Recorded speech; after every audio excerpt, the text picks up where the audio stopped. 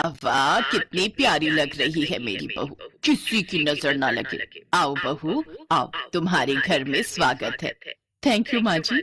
सच, तुम्हें बहू बनाकर मेरा सपना पूरा हो गया। मेरा बहुत मन था कि मैं अपने बेटे आकाश के लिए एक सुंदर सी बहू लाऊं, बिल्कुल तुम्हारी तरह। केतकी इसी तरह अपनी नई बहू गौरवी की भर भर कर तारीफें किए जा रही थी। तभी गृह प्रवेश के फंक्शन में आई एक औरत ने केतकी से कहा, मानना पड़ेगा केतकी, नई बहू का स्वागत करना तो कोई तुमसे सीखे। पूरा एक फंक्शन ही रख दिया गृह प्रवेश का। वाह वाह वाह, लेकिन ऐसा सब कुछ तुमने काजल के लिए तो नहीं किया था, है ना? केतकी ने उस औरत की बात को अनसुना कर दिया और फिर जोर से बोली, अरे कोई आरती तो लेकर आओ।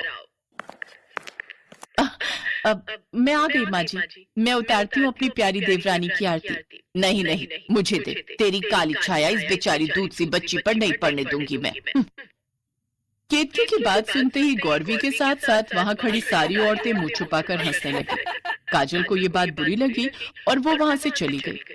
दरअसल केतकी के दो बेटे थे, बड़ा बेटा विकास और छोटा आकाश। विकास ने काजल से लव मैरिज की थी। उसने काजल के गुणों के सामने उसके रंग को अहमियत नहीं दी। काजल देखने में जितनी काली थी उसका दिल उतना ही उछला था, मगर अक्सर इंसान की सीरत पर उसकी सूरत भारी पड़ी जाती है। काजल के साथ भी ऐसा ही हो रहा था। आओ गौरवी, मैं तुम्हें पूरा घर दिखाती हूँ। जी माँ जी, इधर रसोई है, इसके ठीक सामने बाथरूम और ये गेस्ट रूम है। और उधर ऊपर क्या है माँ जी? वो तेरे जेठ का कमरा है। जेठ जी का मतलब? वो उस कमरे में अकेले रहते हैं क्या? नहीं, वो कलमुही भी तो रहती है उसके साथ। जैसे ही कमरे से बाहर निकलती है पूरे घर में अंधेरा हो जाता है, एकदम डामर है डामर। क्या माँ जी, आप भी बड़ी कमाल की बातें करती हैं। गौरवी आते ही समझ गई थी कि उसकी सास उसकी जेठानी से कितनी नफरत करती थी और इस आग में उसे घी कैसे डालना है, ये भी वो अच्छे से जानती थी। केतकी और गौरवी आपस में बातें कर ही रहे थे कि तभी अपने कमरे से काजल ने गौरवी को आवाज दी, अरे गौरवी, आओ, ऊपर आओ। जाओ, देखा ऊपर भी, पर जरा दूर ही रहना उस कलमुही से। केतकी मुंह बनाकर वहां से चली गई और गौरवी फिर ऊपर काजल के कमरे में पहुंची। आ जाओ गौरवी, अब यहाँ बैठो। वैसे भाभी, आप दोनों की लव मैरिज है क्या? हाँ, पर तुम्हें कैसे पता? वो बस आपको देखकर अंदाजा लगाया मैंने। गौरवी का ये ताना सुनकर काजल का दिल ही टूट गया। उसने गौरवी से जवाब में कुछ नहीं कहा। वैसे काजल के साथ ऐसा पहली बार नहीं हो रहा था। बचपन से ही उसके रंग को लेकर हर कोई उसका मजाक उड़ाता आया था। लेकिन उसका पति विकास सबसे अलग था। वो उससे बहुत प्यार करता था और इसीलिए उसने सबके खिलाफ जाकर काजल से शादी की थी। लेकिन शादी के 3 सालों के बाद भी काजल की सास केतकी ने उसे दिल से नहीं अपनाया था। अरे काजल, दाल चढ़ा दी क्या? नहीं माँ जी, बस अभी जा ही रही हूँ। उफ, एक तो काली, ऊपर से एक नंबर की आलसी, कोई काम समय से नहीं होता इससे। केतकी की बात सुनकर पास ही खड़ी गौरवी हंसने लगी। वो तैयार होकर घर से बाहर जा रही थी। ये देखकर केतकी ने उससे पूछा, कहीं जा रही हो गौरवी? हाँ माँ जी, जरा पार्लर होकर आती हूँ। हाँ, अच्छा अच्छा, ठीक है, जाओ, पर जल्दी आना। जी माँ जी। गौरवी को घर का कोई काम नहीं आता था। वो तो सारा दिन बस खुद को ही संवारती रहती थी। दूसरी तरफ काजल घर के सारे काम बहुत अच्छे से करती, लेकिन फिर भी केतकी का दिल जीतना उसके लिए लगभग नामुमकिन ही था। ऐसा इसलिए भी था क्योंकि गौरवी को जब भी मौका मिलता वो काजल के खिलाफ अपनी सास के कान भरती रहती, जिसका असर केतकी के व्यवहार में साफ दिखता। चलो, सब्जी तो बन गई, अब पहले छत से कपड़े ले आती हूँ, फिर रोटियां बनाऊंगी, तब तक ये भी नहा धोकर आ जाएंगे। काजल रसोई से निकलकर छत पर चली गई और तभी गौरवी रसोई में आई। ऐसे कैसे सब्जी बन गई जेठानी जी? इस सब्जी को तो और पकना है अभी।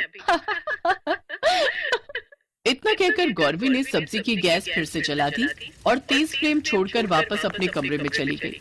हुआ ये कि काजल के वापस आने से पहले ही सारी सब्जी जलकर काली हो गई और पूरे घर में धुआं फैल गया। हाय हाय, ये क्या कर दिया? अरे कहाँ मर गई करम जली?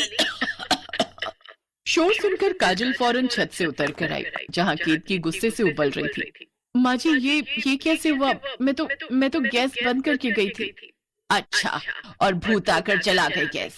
वैसे तेरे होते हुए भूत कहाँ से आएंगे? वो तो तुझसे डर कर ही भाग जाएंगे। न काम की न काज की, बस दुश्मन अनाज की। बताओ, सारी सब्जी जलाकर काली कर दी, बिल्कुल अपनी शक्ल की तरह। माँ बस करो, गलती इंसान से ही होती है और काजल भी एक इंसान है।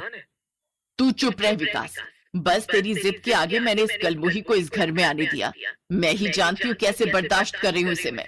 बस करो माँ, ठीक है, अब यहाँ किसी को कुछ बर्दाश्त करने की जरूरत नहीं है, क्योंकि मैं और काजल अब यहाँ नहीं रहेंगे। हैं? विकास, विकास सुन तो बेटा। केतकी ने विकास को रोकने की बहुत कोशिश की, लेकिन वो नहीं रुका। काजल के आत्मविश्वास की खातिर उसने काजल के साथ घर छोड़ दिया और इस तरह गौरवी की चाल कामयाब हो गई। लेकिन फिर कुछ ही दिनों के बाद, गौरवी बेटा, खाना बना दिया क्या? नहीं माँ जी, इन्हें बोल दिया है, ये आते हुए पैक करवा लाएंगे। हैं, पर बाहर से क्यों? तुमने क्यों नहीं बनाया? ओहो माँ जी, मैंने आज ही मैनिक्योर करवाया, फिर कैसे बनाती खाना?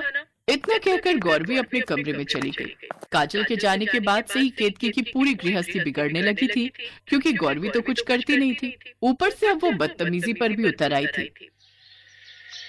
गौरवी, जरा अचार ले आना। क्या माँ जी, आप अभी इतनी भी बूढ़ी नहीं हुई हो कि खुद से अचार भी ना ले सको? मैं आपकी नौकर नहीं हूँ। उस दिन पहली बार केतकी को काजल की याद आई और उसे अपनी गलतियों का भी एहसास हुआ। हे भगवान, ये क्या कर दिया मैंने? काजल ने कभी मुझे कोई काम नहीं करने दिया, बिना किसी लालच के मेरी सेवा की, और मैंने क्या किया? केतकी जानती थी कि अब उसे क्या करना है। वो फौरन विकास और काजल के घर पहुंची और फिर, अरे माँ जी, आप अब आइए, आइए ना। सुनिए, जल्दी आइए, देखिए कौन आया हमसे मिलने। मैं तुमसे मिलने नहीं, बल्कि तुम दोनों को वापस घर ले जाने आई हूँ बेटा। लेकिन माँ जी, अब क्या हुआ? सब ठीक तो है ना? कुछ ठीक नहीं है बेटा, ना हमारा घर और ना मैं। इतना कहकर केतकी वहीं बेहोश हो गई। और फिर कुछ दिनों के बाद, क्यों रे केतकी, अब ये क्या सूझी तुझे? एक ही बहू का दूसरी बार गृह प्रवेश? दूसरी बार नहीं, पहली बार, इस घर में भी और मेरे दिल में भी।